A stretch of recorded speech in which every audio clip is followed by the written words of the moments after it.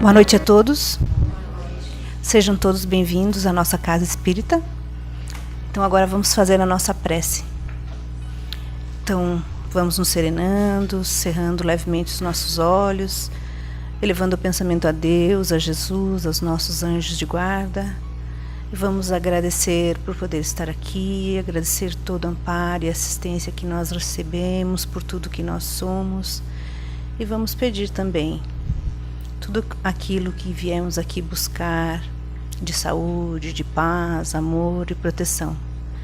Pedimos que nos auxiliem para que tenhamos uma boa palestra, para que todos que por aqui passarem possam sair daqui muito melhor do que quando aqui chegaram, fortalecidos na sua fé, na esperança de que tudo passa e dias melhores virão. E ao retornarmos aos nossos lares, possamos levar daqui muita paz, saúde, amor e proteção. Que Deus e Jesus nos ilumine, nos guiem, hoje e sempre, e que assim seja.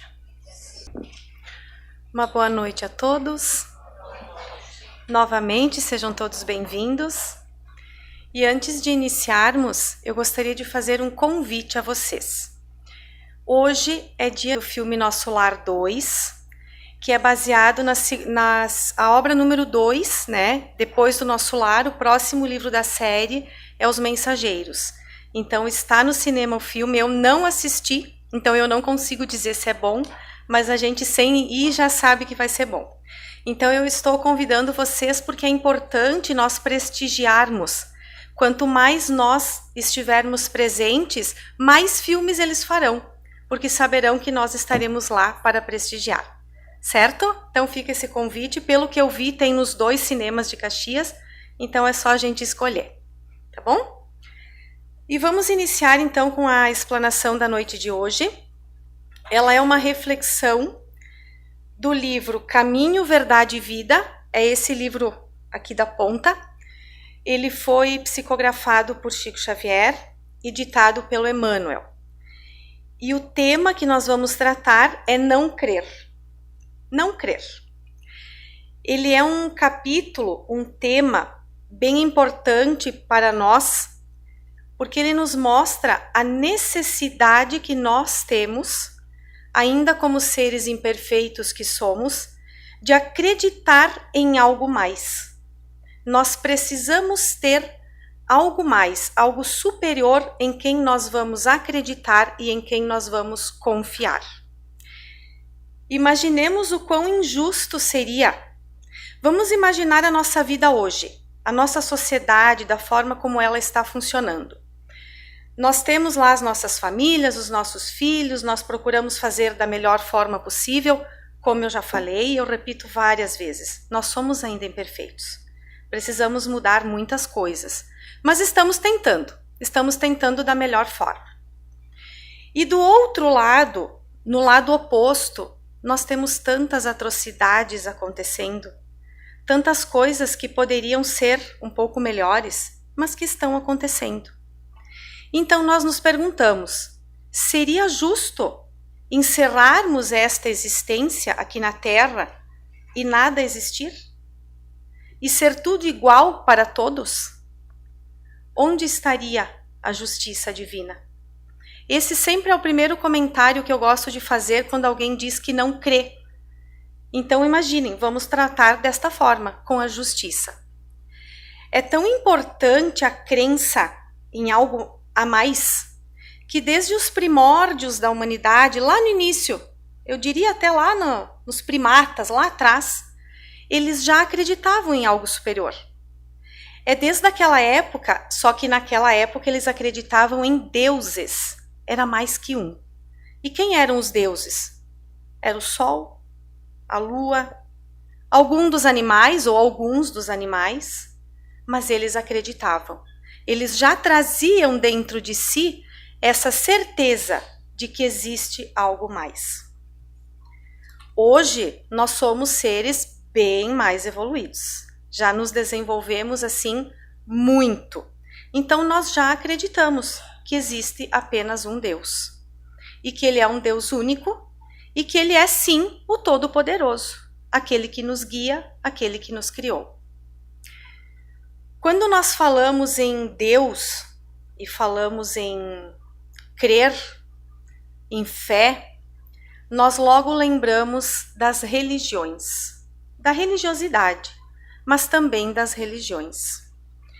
E eu vou trazer aqui um comentário sobre as outras religiões, mas faço um parêntese. Nós precisamos respeitar todas elas, seja qual for a religião. O nosso dever, principalmente nós, como espíritas, é respeitar todas as religiões e respeitar todos os nossos irmãos que porventura escolhem estar lá na outra religião e não fazem a mesma escolha que nós. Então isso eu gosto de esclarecer. Quando nós trazemos alguns comparativos com outras religiões, é para o nosso crescimento, para que a gente possa entender um pouco mais sobre o Espiritismo.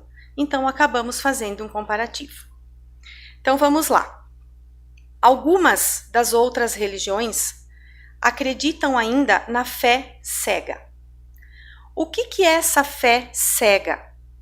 É quando existem dogmas, existem conceitos que são colocados aos fiéis e que eles devem acreditar em tudo aquilo como é colocado, sem questionar, sem criticar. Por quê? Porque se Deus disse que é assim e ninguém tem o direito de questionar. Mas será que é assim que deve funcionar? Será que essas religiões conseguem auxiliar de fato os seus fiéis? Ou será que existe o alívio das dores, mas momentaneamente? Eu penso que é isso, que existe sim o alívio, mas é um alívio momentâneo, porque as pessoas não são incentivadas na sua reforma íntima, elas não são incentivadas a se melhorar, a melhorar as suas atitudes, os seus pensamentos, a sua forma de agir, sua forma de viver. Então, o caminho da fuga é mais fácil. É mais fácil nós ouvirmos alguma coisa, de repente seguirmos o que eles estão nos indicando, ir lá na igreja, seja qual for, fazer a nossa prece, receber o perdão dos nossos pecados, e quando nós saímos de lá, fizemos o quê? Cometemos o mesmo erro, porque depois nós seremos perdoados novamente. Então não houve uma reforma íntima.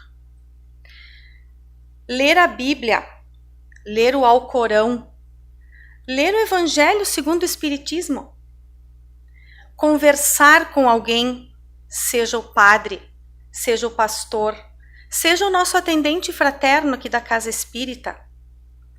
Qual o sentido que tem se nós apenas escutarmos e conversarmos?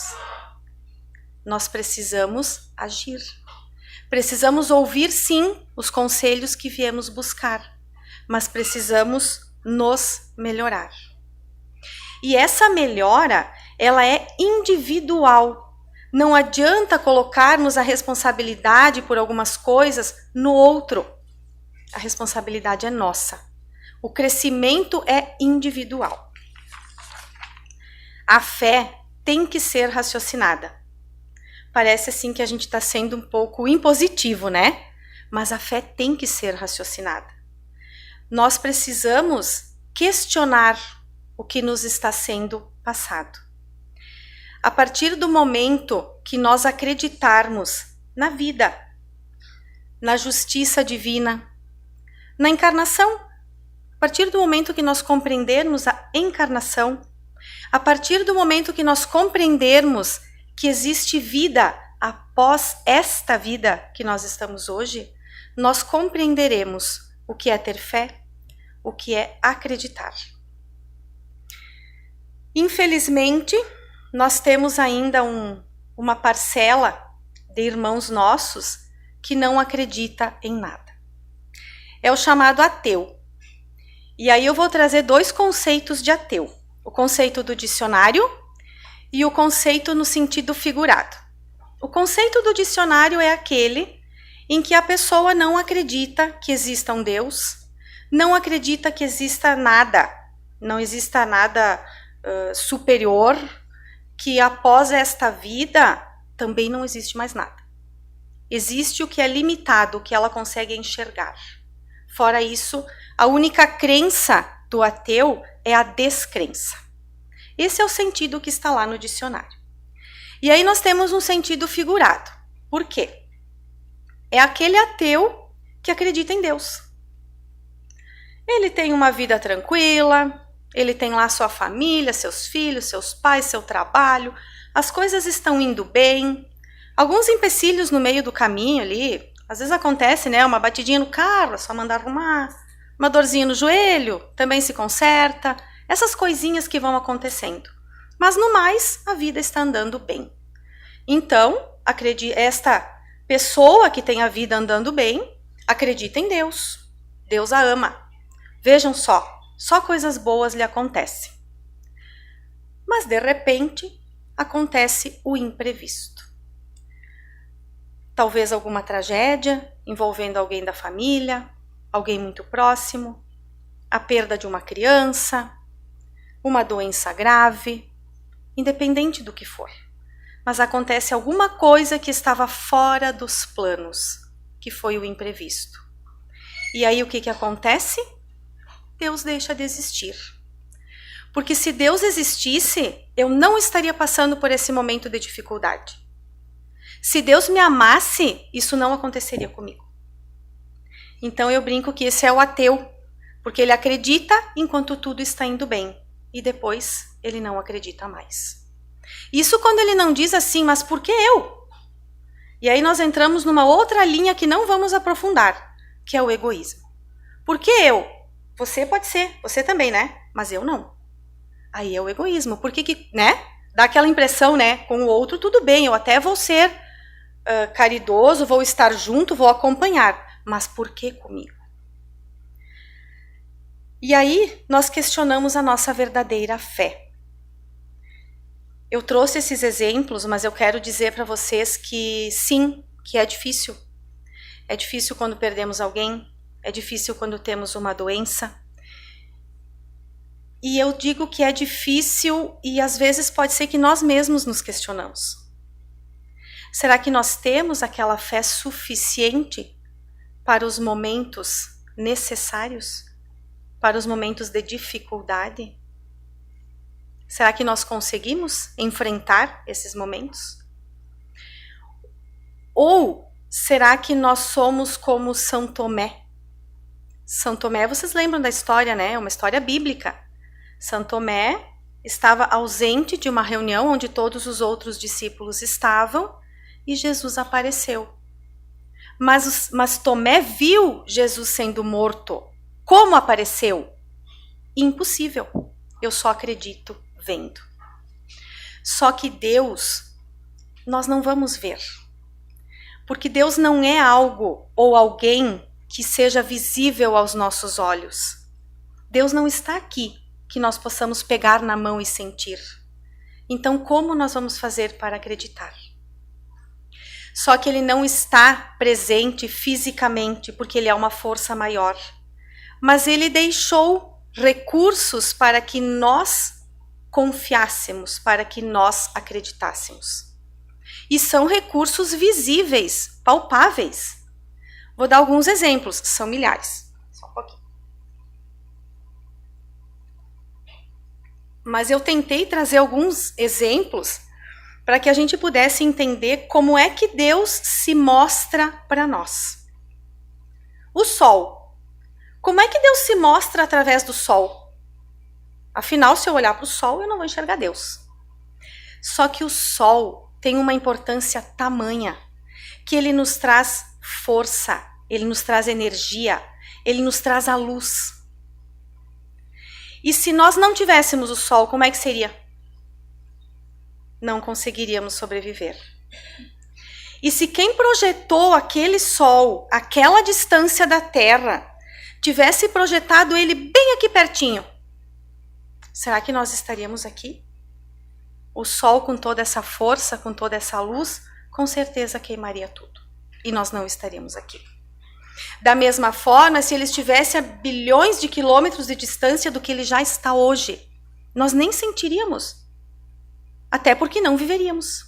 porque não teríamos a luz do sol, não teríamos energia para viver. O João de Barro, quando ele monta a casinha dele, ele monta de tal forma que o vento não derruba. Imaginem a inteligência desse pássaro na proteção da sua prole. O vento não derruba. Pensemos no nosso corpo humano. A gente nunca para pensar, né? A gente para pensar quando dói. Ai, agora doeu. Agora eu senti que eu tenho porque doeu. E quando não dói, a gente não pensa, né? Agora vamos fazer um estudo do nosso corpo humano. Tudo exatamente no seu lugar. Tudo funcionando em perfeita harmonia. Como assim? Quem será que permitiu? Quem será que nos criou? Quem será que criou todas essas estrelas, astros, universo, sol, lua, terra, da forma como eles estão? Em perfeita harmonia. Então esses são exemplos de que nós não vemos Deus, mas nós temos a certeza que Ele é um ser único e soberanamente justo e bom. No texto trazido por este livro, no texto de Emmanuel, a primeira frase diz assim: mas quem não crer será condenado. Foi Jesus que disse essa frase. Está em Marcos capítulo 16, versículo 16. Mas quem não crer será condenado. Será que Cristo quis dizer o que com isso? Será condenado por quem? Será condenado a quê? Será que ele quis dizer que quem não crer no nosso Pai irá para o fogo do inferno e ficará por lá? Com certeza não. Talvez até pareça uma incoerência Jesus nos dizer isso. Mas na verdade nós temos uma explicação do Emmanuel, que diz assim, que quem não crer estará em uma condição infeliz, temporariamente, porque não consegue ver além do que a vida material oferece. Então aqui eu tenho duas observações. Uma é que a importância da nossa fé não ser cega e ser questionadora. Porque se nós apenas lermos a frase, é estranho, né? Estranho Jesus dizer isso para nós. Mas quando existe uma explicação que Emmanuel nos trouxe. E os infelizes temporariamente serão infelizes porque creem apenas na matéria, e nós sabemos que precisamos da espiritualidade. E temporariamente por quê? Justamente porque não vivemos apenas esta vida. Teremos oportunidade de melhorar. E todos os seres trazem consigo, na sua consciência, a crença em algo maior. Talvez nessa encarnação eles não consigam, quem não crê, não consiga expor, não consiga visualizar, não consiga realmente acreditar. Mas no seu inconsciente ele traz a crença. E em um determinado momento, nas próximas existências, isso virá à tona. E todos os seres acreditarão. Porque é assim. Porque Deus está aí. Os que não creem são os que ficam. Para eles, todas as expressões da vida se reduzem a sensações finitas, destinadas à escura voragem da morte. O que significa voragem? Para que a gente compreenda essa frase. Voragem é um abismo, é um cataclismo. É aqueles redemoinhos que se formam com violência. Então, voragem nos remete a uma palavra, a violência. Os que não creem, eles têm a visão limitada, só do que enxergam aqui. E para eles, a morte é uma tragédia. Então, nós vivemos até aqui e depois acontece uma tragédia, a morte. Quando, na verdade, a morte é apenas uma transição. É apenas dar mais um passo para continuar na caminhada. Os que alçam o coração para a vida mais alta estão salvos. Seus dias de trabalho são degraus de infinita escada de luz. À custa de valoroso esforço e pesada luta, distanciam-se dos semelhantes e, apesar de reconhecerem a própria imperfeição, classificam a paisagem em torno e identificam os caminhos evolutivos. Tomados de bom ânimo, sentem-se na tarefa laboriosa de ascensão à montanha do amor e da sabedoria. Os que creem sabem que existe um futuro, sabem que existe um caminho diferente, um caminho melhor, com trabalho e muito esforço. Emmanuel disse, valoroso esforço e pesada luta. Por que Emmanuel nos trouxe essa frase? Porque a vida não é fácil. Nós estamos aqui a trabalho. Nós precisamos evoluir. E evoluir dá trabalho. Precisamos nos esforçar. Precisamos lutar.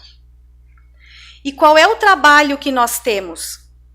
Uma parte do trabalho já veio junto com a nossa encarnação, que são as nossas escolhas. Então nós já viemos com provas, alguns com expiações. São provas que nós não temos como fugir. Vamos ter que encarar. Vamos ter que ter força, lutar e trabalhar. E outras nós escolhemos aqui. Então, por exemplo, o que eu escolho aqui? Eu escolho se eu quero estudar. Eu escolho se eu quero evoluir. Eu escolho se eu quero me desenvolver. Isso só vai acontecer se eu quiser.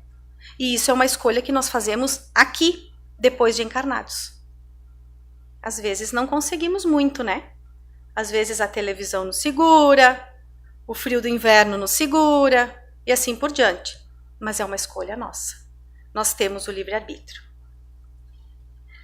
Todavia, é imperioso reconhecer que quantos não creem na grandeza do próprio destino, sentenciam a si mesmos as mais baixas esferas da vida. Pelo hábito de apenas admirarem o visível, permanecerão beijando o pó, em razão da voluntária incapacidade de acesso aos planos superiores, enquanto os outros caminham para a certeza da vida imortal. Quem não crê, não vê um destino, não vê um caminho, não vê um futuro. Mas Emmanuel nos disse, em razão da voluntária incapacidade de acesso aos planos superiores. O que significa isso? Em função do seu livre-arbítrio. Ela é uma voluntária incapacidade. Somos incapazes porque escolhemos ser. O bom é que Deus é justo e bom. E Ele nos permite não viver apenas agora. Ele nos permite que todos cheguemos ao mesmo lugar.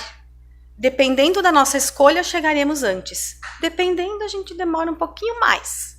Dá uma empacadinha lá no meio da escada. Mas não tem problema. Sempre tem alguém atrás empurrando e alguém em cima puxando. E uma hora todos chegarão no mesmo destino. A crença é lâmpada amiga, cujo clarão é mantido pelo infinito sol da fé. O vento da negação e da dúvida jamais consegue apagá-la. Naqueles que não creem, a fé está apagada, mas é momentâneo, como nós já comentamos. Logo essa fé vai se acender e todos acreditarão que existe um Deus maior. Para aquele que crê, a lâmpada está acesa e ela jamais se apagará. E será que é fácil mantermos a lâmpada da fé acesa? Será que é fácil? Com certeza não. Com certeza a gente tem que se esforçar muito e realmente acreditar que existe uma força maior. Por isso nós precisamos ter fé e acreditar. E nós sempre estaremos amparados. É que nem eu usei o exemplo da escada. Sempre vai ter alguém empurrando e sempre vai ter alguém puxando. Então nós sempre estaremos amparados. Nós podemos chamar de guia, de mentor espiritual, de anjo da guarda, amigo protetor. O nome que nós utilizarmos não importa. Todos nós estamos amparados. Nos momentos de dificuldade e nos momentos de felicidade também. Afinal de contas, nosso protetor também quer participar dos momentos em que nós estamos felizes. Para ampliarmos horizontes, para escalarmos essa caminhada para a vida espiritual, nós precisamos de alguns fatores: a renúncia, a resignação, o sacrifício, porque a tarefa é árdua, a abnegação e principalmente muito amor. Com certeza nós chegaremos no topo da escada. E para finalizar, eu trouxe um parágrafo do Evangelho segundo o Espiritismo. A fé raciocinada, por se apoiar nos fatos e na lógica, nenhuma obscuridade deixa. A criatura então crê, porque tem certeza, e ninguém tem certeza senão porque compreendeu. Eis porque não se dobra.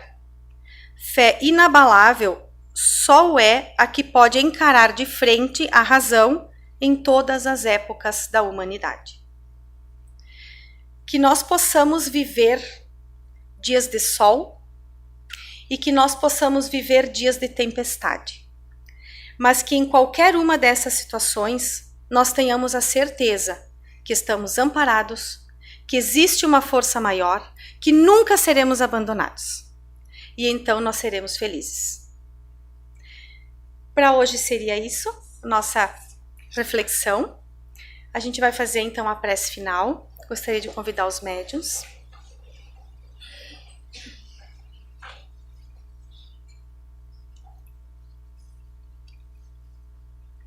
Fechemos lentamente os nossos olhos e tentemos imaginar essa força divina que habita em nós. Essa força que nos traz a crença, que nos traz a fé, que nos faz passar por todos os momentos de dificuldade. Esta força que nunca nos abandona. Vamos pedir ao nosso mentor que esteja nos acompanhando sempre, que possa nos auxiliar, nos intuir, e assim passaremos por todos os obstáculos, atingindo a verdadeira felicidade. Rogamos, ó Pai, a Tua luz, que possamos levar aos nossos lares esta luz, possamos levar a harmonia, que possamos levar a paz e o amor. E que a partir do momento que sairmos daqui, estejamos levando também tudo aquilo que viemos buscar. Muito obrigada pela Tua presença, Pai. Muito obrigada por nos amar e estar sempre conosco. E que assim seja.